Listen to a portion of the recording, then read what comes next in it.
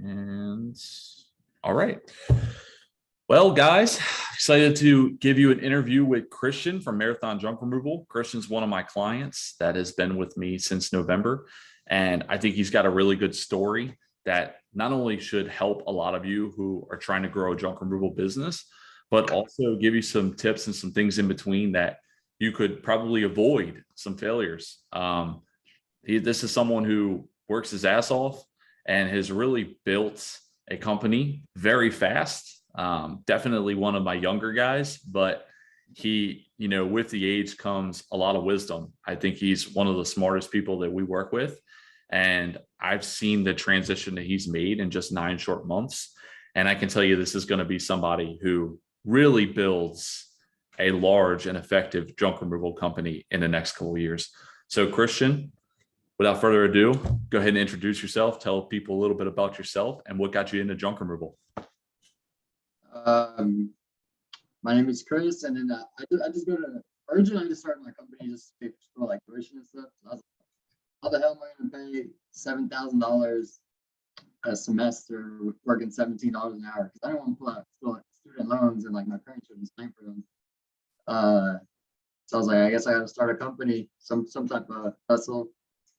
Because I knew that doing either like sales or starting a company would be the best route. I used to do sales, and the commission statements on that were crazy. So next, I guess I had to start or try something new, or try running my own business, just to get the experience. And then, so this is my first business, and I plan on like starting other ones in the future. But to just get my feet wet, basically. Awesome. Well, you're killing it so far, man. I would know. I see a lot of people come and go in this industry, and I can tell you, you're doing some really good things very quickly. What was it about junk removal that got you started in that? How did you end up finding junk removal? Well, originally I was just thinking of like, what kind of business does everybody need or use? And I was like, shit, everybody produces trash. How can I get into that business? Even your dog produces trash. Their toys, their dog food bags. Everybody produces trash. All your pets, kids, and so then I started looking into what business could I get into that's like trash related, because trash is never going to go away. And then that's how I found junk removal. Awesome, man. So I know it's always different with the junk removal stories, because it's rare to somebody just like dove in and was like, yeah, I just wanted to build a junk removal company since I was a kid. I don't really get that one. Yeah. So usually it's like an opportunity that was found off of something else, like whether somebody used to be a contractor, or maybe they had another business and they seen firsthand like this was a problem and needed a solution, whatever the case may be. Yeah. That's usually what kind of gets the mind going, and to where it's like, oh man, maybe this is an opportunity. And I do think junk removal itself is not only a really good opportunity for business, but also still one that's sort of new. I know like sometimes, we talk about in the groups and everything that it's getting saturated, but it is to a degree in some markets, but this is still very new. There's a lot of customers who still don't understand junk removal. And when they do, it's just going to provide even more opportunity for the people who are doing it right now and growing a business. So with that being said, man, what was your initial goal for the business when you started out? And what is your goal now in comparison? Originally, my goal was just to replace like my sales income, my commission income, and I was making like $1,000 a week while in college. So I was like, I'm gonna just try to replace it. And then 3 weeks in, I was doing like 3K a week. Like 4 or 5 weeks in, probably I was doing like 3K a week. And then I just started thinking bigger, and like, how could I expand? And right now my goal is to do like, or at least do 15,000 a month consistently, and then we'll see where I go from there, or what's my next goal. Yeah, 9 months in, essentially, and starting out in the winter, you're at a pretty good point right now. And the first year is always the hardest. You and I talked about that a little bit before we started recording, that first year is a big challenge because, depending on what level of, income you have to kind of get yourself started, you're really trying to get in front of people and get yourself out there and build a business, build a foundation. And one of the things I think that you've done very well is not only have you been building a foundation, but you've been effectively putting yourself in the right position. So for instance, with Christian, one of the things that I seen and I noticed with him was, we talked about Google and the importance of Google. And I mean, it's like I blinked overnight and he had 100 reviews on his Google My Business. And we're talking, legit, genuine reviews. This is something that he puts a focus on in his business that's really going to showcase itself in the long term and continue to help him build. And he's always been willing to invest in his business too. Whenever the opportunity arises, you reach out to me and you're like, hey man, like I want to do this or I want to do that. And you're not one of those guys who like overthinks it. I feel, you take action, you're an action taker. And I think that's why you've put yourself in a position you have already. And you're going to continue to the point where I do believe next year, you're going to look at where you are now. We'll probably do another interview like this, and 15,000 hour months or 20,000 hour months are going to be like the minimum for you. You're going to be like, those are bad months. You know what I mean? Like those are winter months. Yeah. I do think you're setting yourself up for next year, peak season, especially, to be at a different level, just based on everything that you've done and the work that you put in. So you kind of answered my next question. I was going to ask where you guys are now in comparison to those goals, which you kind of stated, looking at consistently being at that 15K mark. What's working the best for you, man? How do people hear about you? What are some things that you've done that you think have been useful? And then maybe are there some things that you've done that you were like, it's a waste of time, or this is something we should have avoided? One thing that I feel like has been a game changer is when I answer my call, I have a pre-made script. I learned this from doing commission sales. I just have a script. I pick it up. It sounds natural just because I've said it so many times. Like before I even started using it, I practiced for hours. Like I recorded myself saying it, and then put my earbuds in and listened to it for like 5 hours straight and just practiced it. So that way, when somebody calls, it just sounds natural. The script, it just has some questions, like when do they need it done by, like important questions that help you secure the job. Let me see.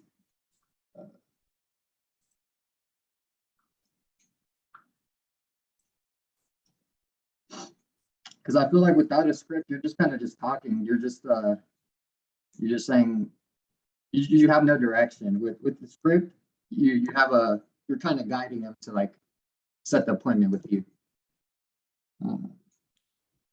So basically, like the main questions are like, what time frame are you looking to have this done by?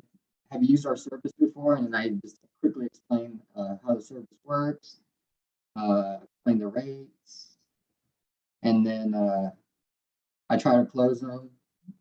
I give them what would work best for you with this time at this, or this day at this time, or this day at this time. Because I feel like if you ask them, hey, when are you available? Most people don't know. You got to give them a time, and they pick between those two times. If you just give them, hey, when are you available?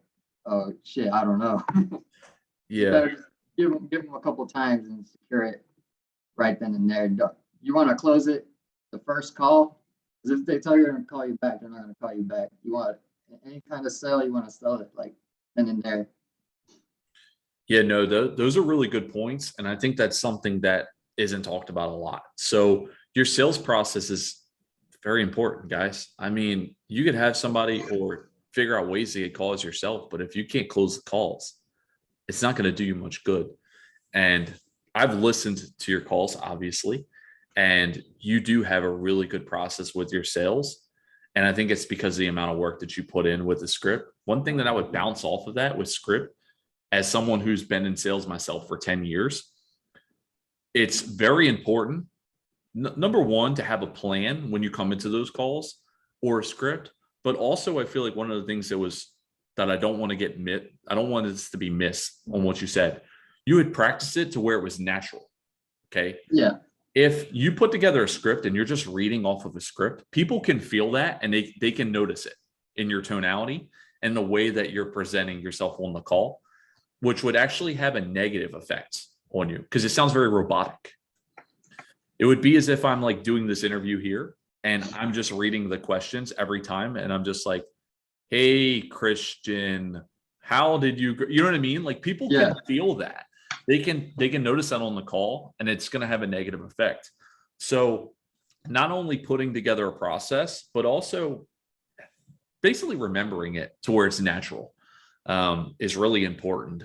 And the other piece that you mentioned, which I 100% agree on, is giving them a day or time to commit to, because people naturally already don't like making decisions. Okay. Like it takes a lot of energy for the human brain to make a decision. Most of us avoid making decisions. So not only are they already making a decision on whether to even get this service done, but now you're asking them, okay, well, what's good day and time for you? Now they have another decision to make, which could also lead to them saying, oh, well, I got to talk to my wife or my husband, which is the last thing that you want. You don't want that. You just want them to set the appointment and put it in place and schedule it, because more times than not, once they schedule, you're in, you've got it. And if they call you back, it's not even like, oh no, I mean, sure. Like that's already like a no-so. Yeah, once they say I got to talk to my wife or my husband, you probably, it's very rare that you're going to get them back. Very rare. You lost it. So you want them to commit, and get them on the schedule. And the best way is to basically give them that day and time. Like, look, I have Wednesday open 10 to 12. Does that work for you? I got tomorrow 2 to 4, and book it in. So you're almost making the decision for them just based on what their schedule is. Yeah, I even have like, I have their objections written down, and I have like the rebuttals to them. Like I have like, let me talk to my wife, and then I already have it like pre-made, like what I'm gonna say. I have the most common objections written down, and then what to say to them. So like, I have one of them is like, that's too much. I already have what to say. That way, like I can get past that and then try to book it again. There's another one called let me think about it. Why can't you give me a quote over the phone? So like the main objections I have written down, and I try to get past them. If I get past them, I try to book it again. And then another thing is, probably you should build at least a little bit of rapport during the call, so that way they like kind of like you. Yeah. And they don't go with somebody else. So at the end, I have like a little joke, and it works both ways. It's like a joke, but then also like it helps them remember the time and day of the appointment so they don't miss it. So I have them write down the time and day at the end. Let me see. I'll just read it exactly how I have it.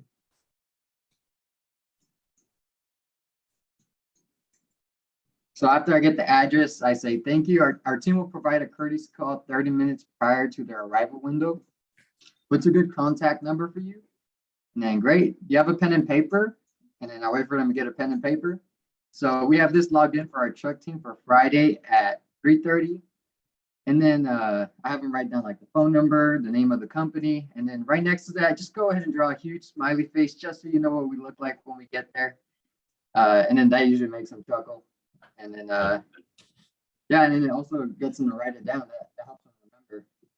Yeah. You guys, the main thing is you're unique. You know what I mean? Like if they called, so for instance, let's say you didn't close on that call, if they called 3 other companies in your area, your process is a lot more unique than what you'll typically get on a call for junk removal. Will they find a cheaper price? Probably. You know what I mean? But you guys are providing a different level of service, and you should be at the price points that you're at, and they're only going to increase because your demand is going to increase and your level of service continues to improve.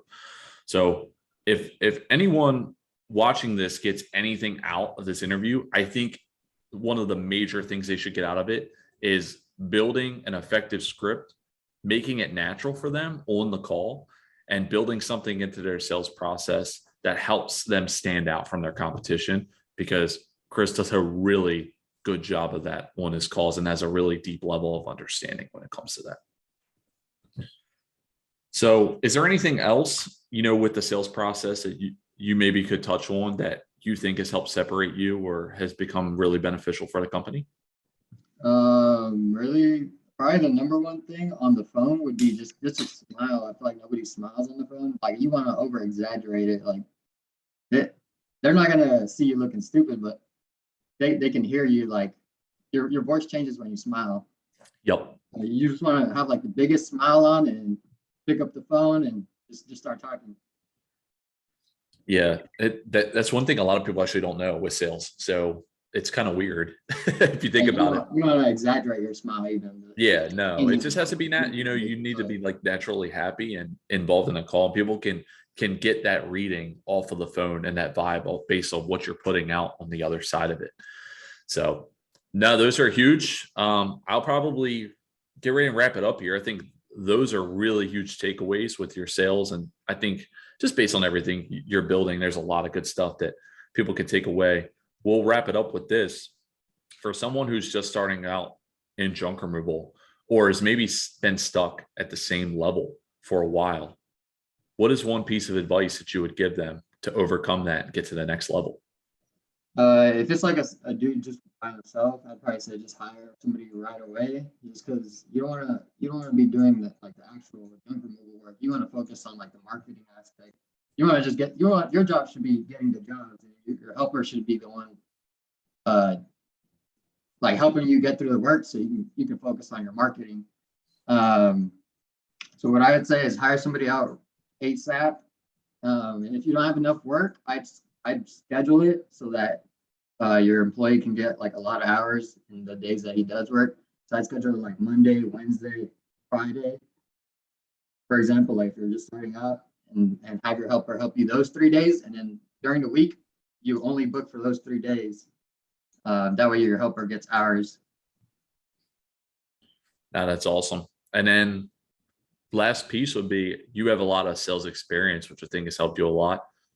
What's one sales book maybe that you read that you can attribute to, your experience in sales, or maybe even a sales course or a person that you listen to that's helped you along the way? What's that Andrew Carnegie book? Okay. Something Friends.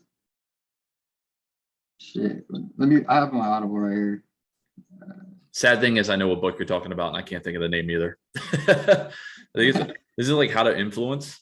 Yeah. How to Win Friends and Influence People. That Yeah. one's a really good one. It just basically just teaches you like how to interact with people. And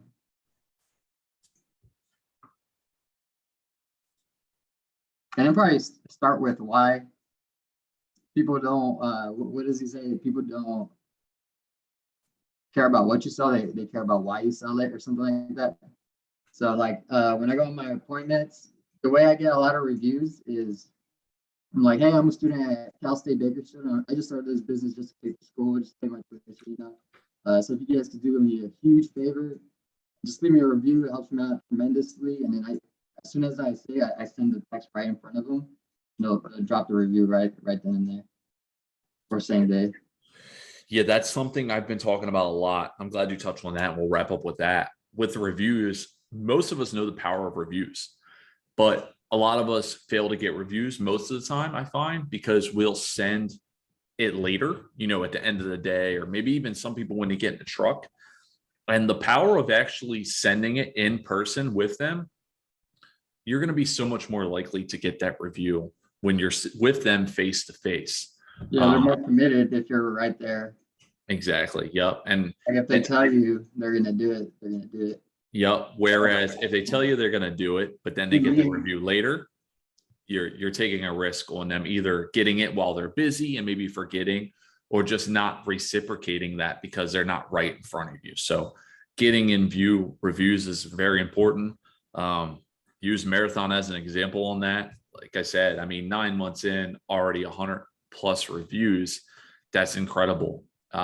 He's on pace to where in a year and a half, who knows how many reviews you might have for this business as you continue to scale. And that's only going to help you not only get more business organically, but also position you as the go-to junk removal company in your area. So, Christian, once again, man, thank you for hopping on here. I think your story's just getting started, and you're building something pretty incredible in your area. And I hope that this interview really helps someone, especially with their sales process, get another level of understanding on some things they can do to help improve and build their junk removal business. So thank you for your time, man. And it was a pleasure speaking with you today. Bro, thanks, guys. See you.